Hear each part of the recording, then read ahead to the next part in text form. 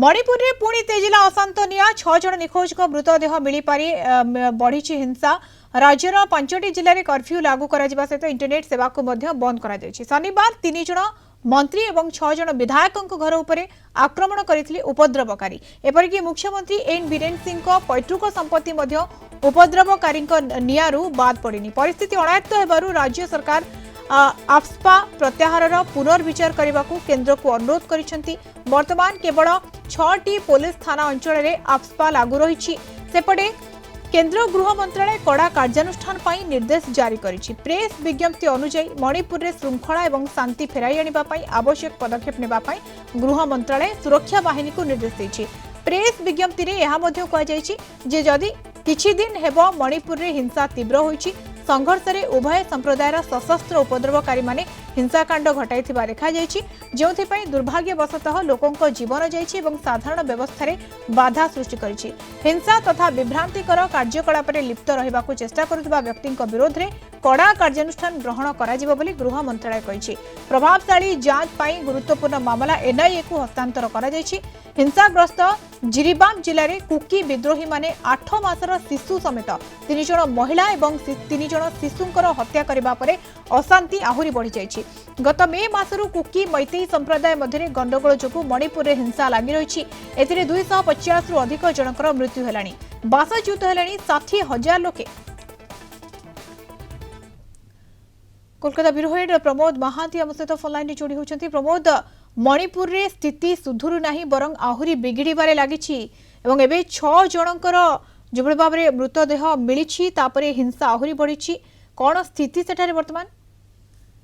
मध्यस्मिता वर्तमान मणिपुर आहुरी उत्तेजना प्रवण होइछि। विशेषकर कुकी मेईतेई संघर्ष को नहीं मणिपुर जो भाव उत्तेजना प्रवण होइछि सेतिरे साधारण जनता निजको असहाय मन करछन्ति। कुकी संतरासवादी माने 6 जन को हत्या करछन्ति एवं आहुरी केते जन को ऊपर आक्रमण एभली चलाइछन्ति जे सेठारे साधारण जनता निजको असुरक्षित मन करछन्ति एवं जो 6 जन को हत्या करछन्ति सेमानक देह वर्तमान उद्धार करा जाइछि। एई देह उद्धार करिवा परे वर्तमान साधारण जनता मध्य उत्तेजना प्रवण होइछन्ति एवं सेमाने कार्यत विद्रोही होई उठछन्ति।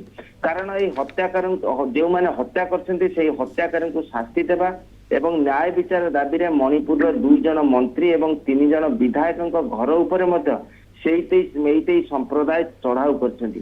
अन्य पक्षरे इम्फाल रे कर्फ्यू जारी रही। इंटरनेट सेवा को मणिपुर प्रशासन सेना को निर्देश दिया जाइछि। वर्तमान प्रमोद सेना को निर्देश दिया जाइछि कड़ा कार्यानुष्ठान पई आवश्यक पदक्षेप नेबा पई मध्य गृह मंत्रालय सेना बाहिनी को निर्देश देछि। निश्चित विभिन्न अंचल वर्तमान अर्ध सामरिक बाहिनी घूरी बुलुचंती एवं जो मानकु 3 जनरु अधिक लोकों को देखिले से मानकु गिरफ्त करछंती एवं पुलिस सूत्र जना पड़छि जे गतकाली शनिवार ठारू स्वास्थ्य एवं परिवार कल्याण मंत्री सापन रंजन को बासभवन उपरे जो आक्रमण करागला एवं सेथिरे साधारण जनता मध्य प्रतिवादी होइतिले।